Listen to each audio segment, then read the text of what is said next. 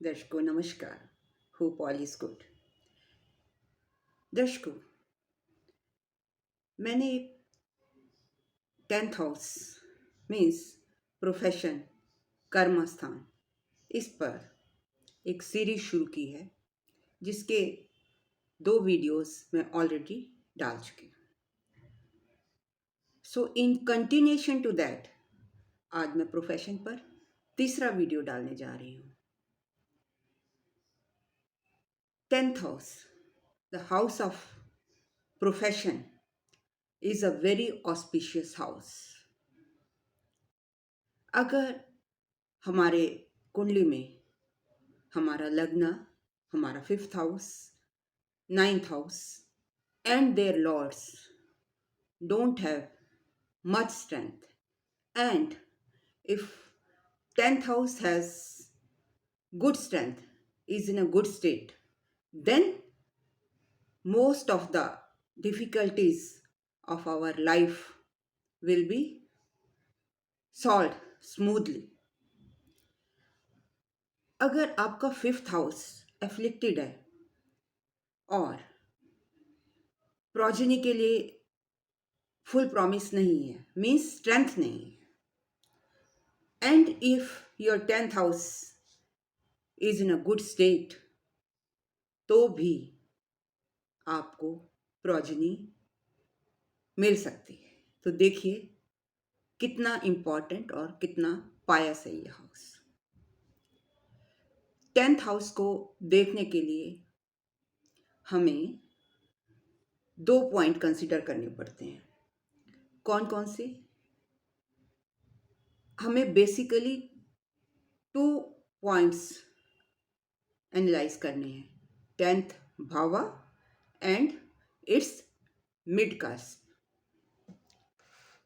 तो अब आप कहेंगे कि मिड कास्ट को हम कैसे कैलकुलेट करेंगे? तो देखिए, लग्न भावा 4th, 7th and 10th means केंद्रा हाउस के हम मिड का कास्प कैसे कैलकुलेट करते हैं? अगर हमें लग्न का मिड कास्प निकालना है तो हम लग्ना की डिग्री लेंगे और उसमें 15 डिग्री ऐड कर देंगे। ऐड करने पर जो रिजल्टेंट आएगा उससे रिलेटेड जो भी लॉर्ड होगा और जो नक्षत्र होगा उसको हम एनालाइज करेंगे। मीन्स लग्ना डिग्री में हमें 15 डिग्री ऐड करने के बाद जो रिजल्टेंट आता है that is our 1st house mid cusp. इसी तरीके से हम 4th हाउस, 7th हाउस और 10th हाउस का भी मिड कास्ट निकालते हैं। क्यों इम्पॉर्टेंट है मिड कास्ट? क्योंकि कुंडली में कभी कभी ऐसा होता है कि कोई भाव 30 डिग्री को एक्सीड कर जाता है और कोई भाव जल्द ही खत्म हो जाता है। तो कई बार एक भाव 2 भावों तक भी एक्सीड कर जाएगा। मीन्स जो प्लैनेट हमें किसी हाउस में नजर आ रहा है D1 चार्ट में, लग्ना चार्ट में, और अगर हम चलित चार्ट देखते हैं तो उसमें उसकी प्लेसमेंट डिफरेंट हो जाती है, जो कि मैं आपको अभी एक एग्जाम्पल के द्वारा समझाऊंगी। तो इस वजह से मीन्स ये एक्सरे है, बेसिकली हमें दिख कुछ रहा है और है कुछ। तो ऐसे में अगर हम मिड कास्ट की कैलकुलेशन ठीक नहीं करेंगे, ठीक से कैलकुलेट नहीं करेंगे, तो हमारी प्रिडिक्शन गलत भी हो सकती है। So it is very important to calculate mid-cusp very carefully.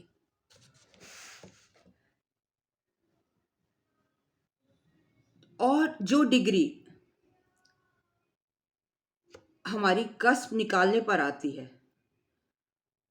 वो कोई ना कोई नक्षत्र को रिप्रेजेंट करेगी, जिससे कि हमारा मिड कस्प रिलेटेड होता है।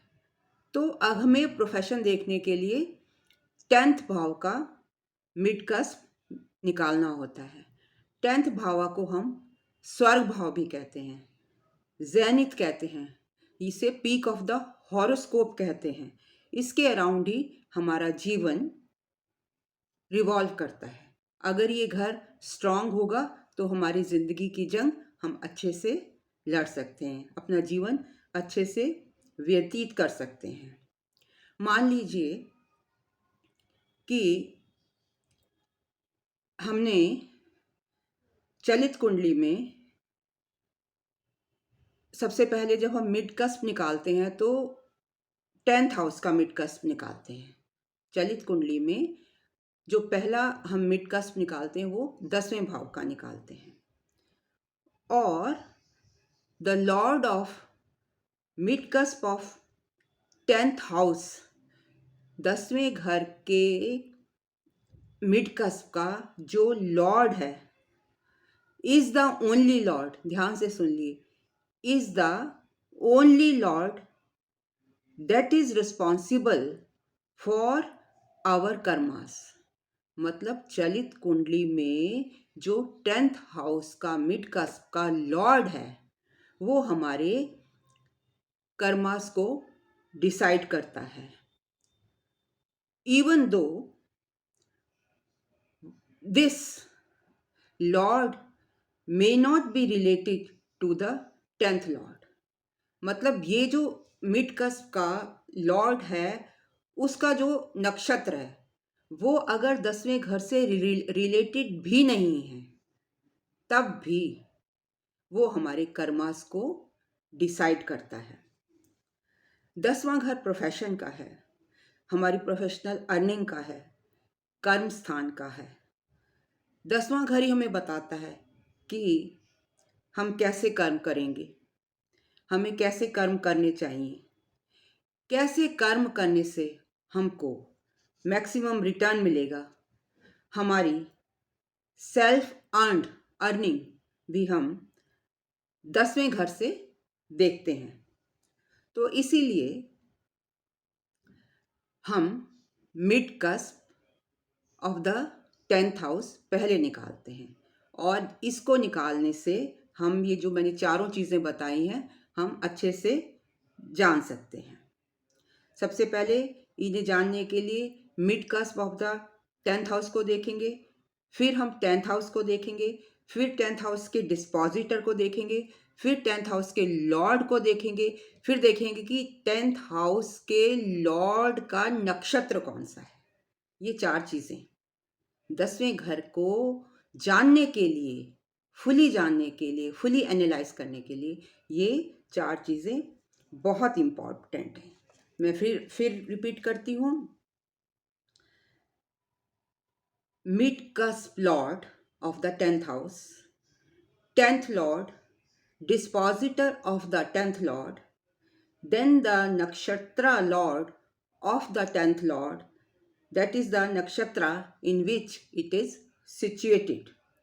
These are the four angles from which we assess our horoscope in order to analyze the 10th house.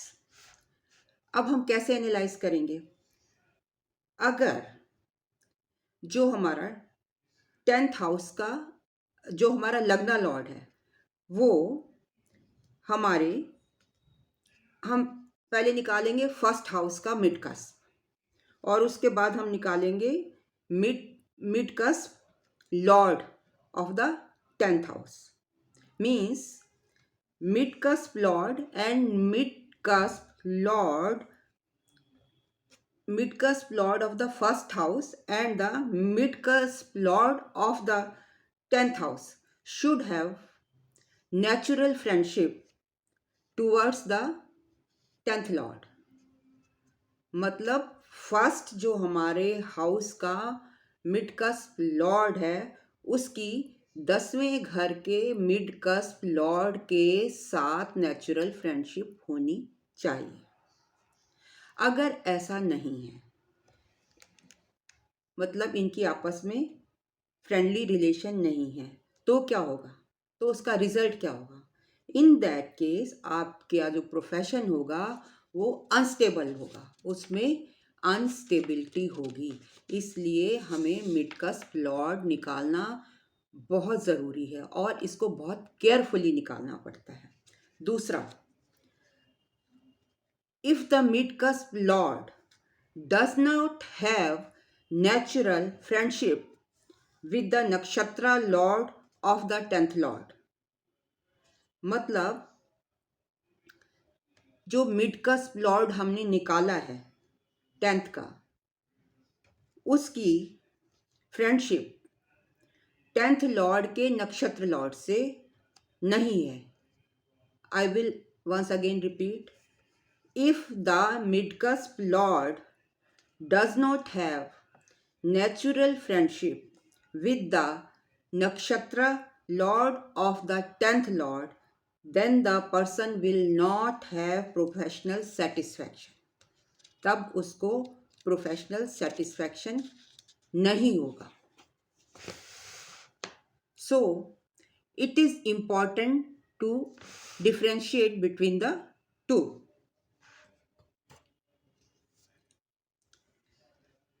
अगर नक्षत्र लॉर्ड के साथ फ्रेंडशिप है मिडकस्पी, तो प्रोफेशन में सेटिस्फैक्शन होगा, और अगर 10th हाउस लॉर्ड के साथ मिडकस्प की फ्रेंडशिप है तो स्टेबिलिटी होगी।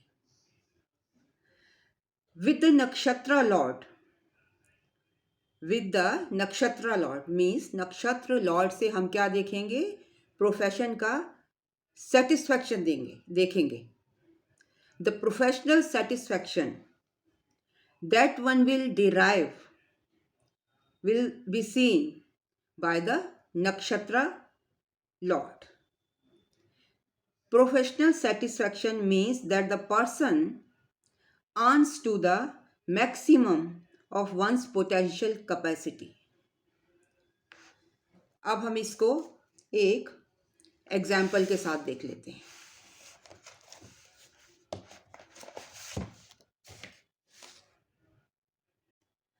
चलिए अब हम इसे मिडकस्प को एक एग्जाम्पल से समझते हैं। देखिए D1 चार्ट में ये मेष लगन का चार्ट है और इसमें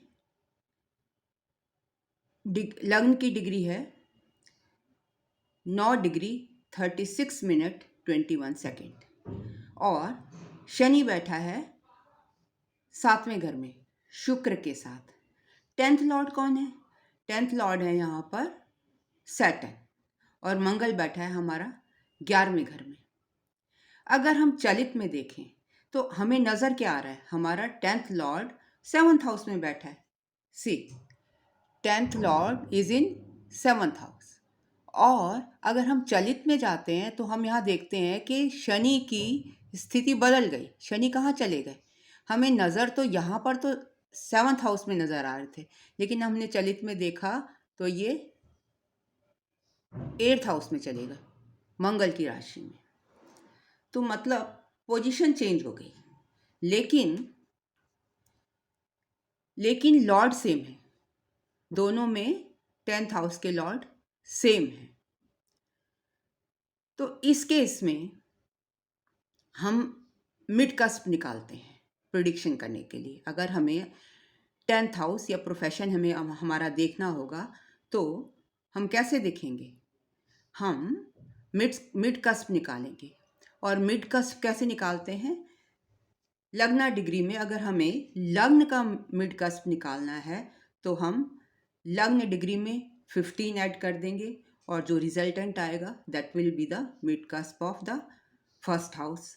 सिमिलरली हम 4th और 7th का निकालेंगे, और इसी तरीके से 10वें घर का भी मिडकस्प निकाला जाता है। तो आइए मैं आपको विद डिग्री समझाती हूँ कि मिडकस्प निकाला कैसे।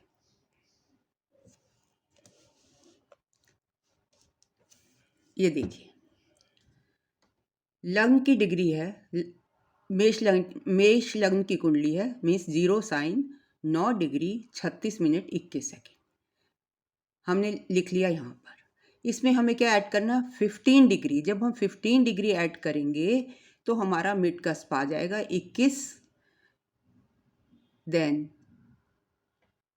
दिस इज 36 और 15 जोड़ने पर 24, means 0 sign 24 degree 36 minute 21 second का हमारा फर्स्ट हाउस का मिड कस्प आ गया। मीन्स लग्न mid cusp, this is the लग्न मिड कस्प।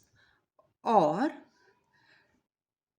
13 डिग्री 20 मिनट से 26 डिग्री 40 मिनट मेष राशि में भरणी नक्षत्र होता है, वीनस का नक्षत्र होता है। मीन्स हमें यहाँ पर भी डिफरेंस नज़र आ रहा है। ये 9 डिग्री 36 मिनट का दिखा रहा है, तो इसका मतलब मिड कस्प में हम स्टार्टिंग पॉइंट और एंड पॉइंट लेते हैं। So this is first house और लग्न हाउस मिड कस्प, राइट। अगर हमें 10th हाउस का मिड कस्प निकालना है तो कैसे निकालेंगे? तो हम लग्न की डिग्री को, लग्न की कितनी डिग्री है? लग्न की डिग्री है 9 डिग्री। इसको 10वें घर में ले आएंगे। लग्न की डिग्री 0 साइन 9 डिग्री 36 मिनट और 21 सेकंड। तो यहाँ पर हमारा 10th हाउस का साइन है Capricorn. Means this is 9 sign और हम लग्न की डिग्री कितनी है? 9 डिग्री 36 मिनट। यहाँ पर हम लग्न की डिग्री को ले आएंगे, इसलिए हमने 9 इसका साइन लिखा और डिग्री हमारी लग्न की है। जो लग्न में डिग्री है, लग्न की डिग्री है, उसको हम 10वें घर में ले आएंगे। मतलब 9 साइन 9 डिग्री 36 मिनट 21 सेकेंड। इसमें हम 15 ऐड करेंगे तो हमारा आ जाएगा 9 साइन 24 डिग्री 36 मिनट 21 सेकेंड। इसका मतलब कैप्रिकॉर्न 24 डिग्री 36 मिनट हमारा 10th लॉर्ड कस्प है, जिसका कि लॉर्ड कौन, जो कि धनिष्ठा नक्षत्र है और उसका लॉर्ड कौन है? मंगल, राइट। तो अब हम कैसे देखेंगे? यहाँ पर भी 10th लॉर्ड सैटर्न है और यहाँ पर भी 10th लॉर्ड सैटर्न है, राइट। तो 10th लॉर्ड का कनेक्शन हम मंगल से देखना पड़ेगा, क्योंकि जो हमारा 10th लॉर्ड का कस्प है वो मंगल से कंसर्न्ड है, उसका रिलेशन मंगल से आ रहा है। तो अगर इस केस में अगर मंगल का कनेक्शन शनि के साथ बनता है, ये देखिए यहाँ पर अगर हम 10th हाउस को देखें तो इसका लॉर्ड सैटर्न है, लेकिन इसका 10th कस्प आया मार्स। और यहाँ पर हम देखते हैं कि 10th लॉर्ड का कनेक्शन किससे बन रहा है? 10th lord is Dhanishtha, 10th lord is Capricorn, और जो कि जिसका 10th लॉर्ड का कस्प मंगल है। तो यहाँ पर आप देखेंगे शनि इस घर में बैठे, घर चेंज हो गया है, लेकिन कनेक्शन मंगल के साथ आ रहा है। ये देखिए 8वीं राशि में सैटर्न बैठे। यहाँ पर देखें तो यहाँ भी मंगल शनि की राशि में है। मतलब अगर अपने कस्प लॉर्ड के साथ 10th हाउस का कनेक्शन, 10th लॉर्ड का कनेक्शन, नक्षत्र का कनेक्शन अपने 10th कस्प लॉर्ड से बनेगा, इन दैट केस क्या होगा? Means that the person will hold extra ordinary position and administrative authority in his profession. मतलब अगर ऐसा होगा तो अगर 10th लॉर्ड का जो कस्प निकाला है वो मंगल है, उसका शनि के साथ कनेक्शन आएगा, तो ऐसे में व्यक्ति बहुत अच्छा अथॉरिटी होगा और एडमिनिस्ट्रेटिव पोस्ट पर एडमिनिस्ट्रेटिव अथॉरिटी रखेगा। नंबर 2, अगर मिड कस्प लॉर्ड का कनेक्शन किसी एग्जॉल्टेड सैटर्न से होगा। अब देखिए, मान लीजिए ये जो सैटर्न है, अगर ये एग्जॉल्टेड होता, अगर ये एग्जॉल्टेड हो, यहाँ पर ये एग्जॉल्टेड नहीं है, या किसी एग्जॉल्टेड प्लैनेट के साथ बैठा हो या उससे कोई कनेक्शन हो, लेकिन यहाँ एग्जॉल्टेड प्लैनेट का कनेक्शन बन रहा है, जैसे कि 1 2 3 4 5, मतलब जुपिटर एग्जॉल्टेड है, वो इसको देख रहा है। इसका मतलब शनि का अपने 10th लॉर्ड का से भी कनेक्शन बन रहा है, और एग्जॉल्टेड जुपिटर एग्जॉल्टेड प्लैनेट से भी वो कनेक्शन बना रहा है। तो इस केस में क्या होगा, अगर मिड कस्प लॉर्ड का कनेक्शन एग्जॉल्टेड सैटर्न से बनेगा, तो then the person will become a politician or an administrator, or who will control over large masses and will be repeated. Means कि अगर जो हमारा 10th लॉर्ड का कस्प आया है वो मंगल है, उसका हमारे 10th हाउस के साथ कनेक्शन बन गया, तो हमारा प्रोफेशन एक्स्ट्रा ऑर्डिनरी होगा।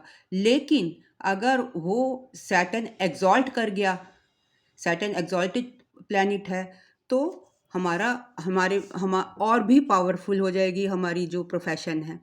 और इन केस किसी एग्जॉल्टेड प्लैनेट से उसका कंसर्न हो गया, in that case also the profession will be very good and the people will have a good reputation. और थर्ड इज, इफ अगर जो 10th लॉर्ड है, जस्ट वेट, और अगर मिड कस्प लॉर्ड का कनेक्शन 10th भाव से, जिसमें सन बैठा है, सन से, या 10th lord is connected to powerful sun, means सूर्य अगर अपनी राशि में हो। कहने का मतलब है कि अगर 10th लॉर्ड कस्प का या भाव का कनेक्शन सूर्य से होगा, और सूर्य की स्ट्रेंथ अच्छी होगी, अच्छी पोजीशन में होगा, तो in that case the native will become extra ordinarily good government administrator. Means जो गवर्नमेंट में एडमिनिस्ट्रेटिव सर्विसेज में होते हैं, तो उस व्यक्ति के लिए ये योग बहुत ही फ्रूटफुल होगा। अगर 10th लॉर्ड कस्प का कनेक्शन मंगल, सूर्य और राहु इन तीनों से हो जाए, या 10th भाव का, 10th कस्प लॉर्ड का, या 10th लॉर्ड के नक्षत्र का, या जो उसमें राशि बैठी है उसका कनेक्शन किसी तरीके से मार्स, सन और राहु से हो जाए, तो in that case the person will be a doctor. तो देखिए, मिड कस्प निकालना कितना ज़रूरी है। और वन थिंग, इसकी कैलकुलेशन सही होनी चाहिए। अगर इसकी कैलकुलेशन में गड़बड़ हो गई तो फिर हमारी प्रिडिक्शन भी गलत हो सकती है। अब 10th मिड कस्प कैसे निकालते हैं 10th हाउस का, इसको मैं एक दूसरे एग्जाम्पल से समझाती हूँ। ये कुंडली है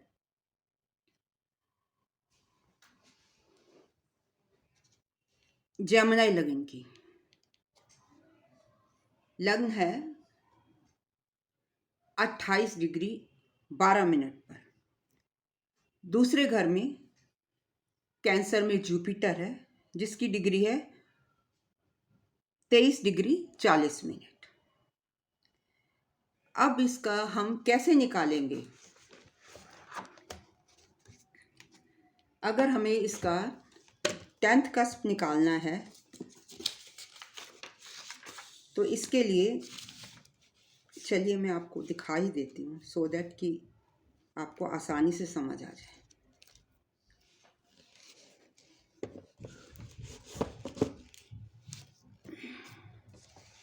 निकाला है मैंने, बट वर्बली समझाने से शायद इतना ना समझ आए।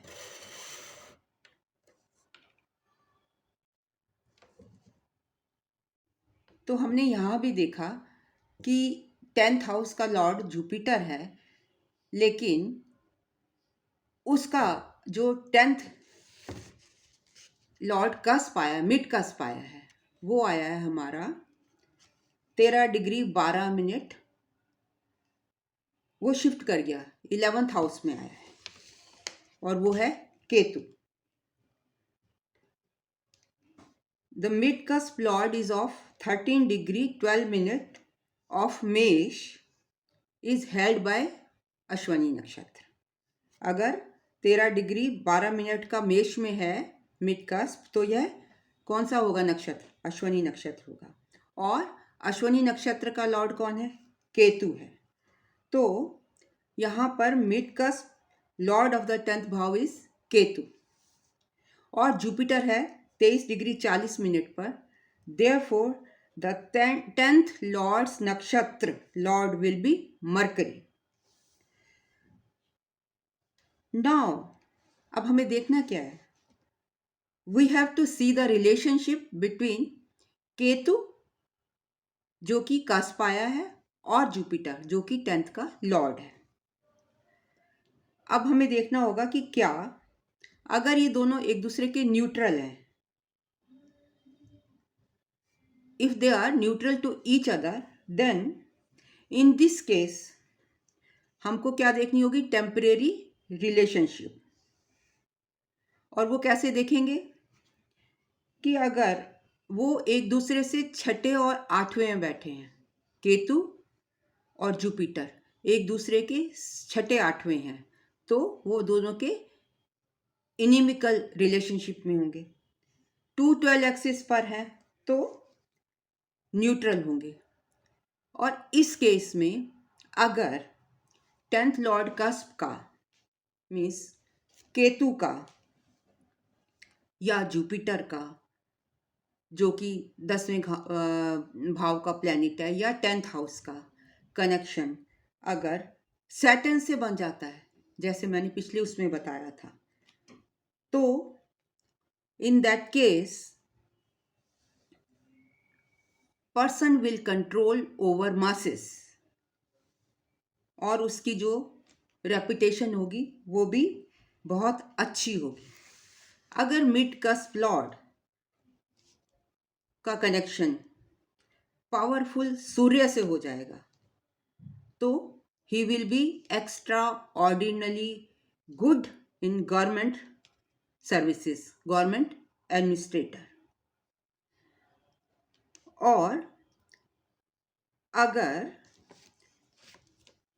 मंगल, सूर्य और राहु से 10th लॉर्ड कस्प का कनेक्शन होगा तो in that case the profession concern will be of A doctor. ऐसा बंदा डॉक्टर बन सकता है। तो ये तो ठीक है कि हम भाव से, लॉर्ड से, एस्पेक्ट से, राशि से, नक्षत्र से, इन सब चीज़ों से प्रोफेशन को देखते हैं। लेकिन अगर फिर भी हमें डीप में जाना हो, हमें समझ ना आ रहा हो कि हम कौन सा प्रोफेशन चूज़ करें या कौन सा हमारे लिए बेनिफिशियल है, या कैसे कर्मों से हमें जुड़ना है, क्योंकि ये कर्म स्थान है। चलित हाउस का जो 10th हाउस का मिड कस्प लॉर्ड होगा, वही हमको बताएगा कि हमारे कर्म कैसे होंगे, हमें कैसे कर्म करने चाहिए, हमें अर्निंग कहाँ से होगी, हमारी अर्निंग की डायरेक्शन, वो सब वहीं से पता लगता है। तो ये था मेरा आज का analysis, third video about profession. अभी बहुत कुछ है बाकी। अगर आपको मेरा वीडियो अच्छा लगा तो please do like, comment and share. और हाँ, अगर आपकी प्रोफेशन के बारे में कोई भी क्वेरी है तो आप कमेंट बॉक्स में पूछ सकते हैं, और for consultation you can connect to me on my Gmail, snehkapoor1812@gmail.com. Thank you very much for listening me so patiently. हाँ, अगर कोई त्रुटि रह गई हो, क्योंकि जब बंदा फ्लो में बोलता है तो कुछ वर्ड स्किप हो जाते हैं, इधर उधर हो जाते हैं, उसके लिए मैं माफ़ी चाहती हूँ।